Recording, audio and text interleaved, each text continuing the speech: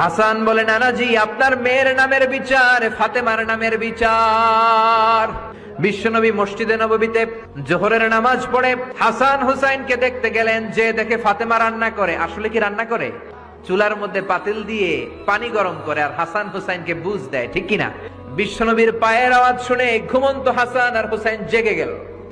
দৌড়ে এসে নানাজিকে ঝাপটে ধরে ডেকে বলে, নানাজি গতকাল কেন দেখতে আসলেন না?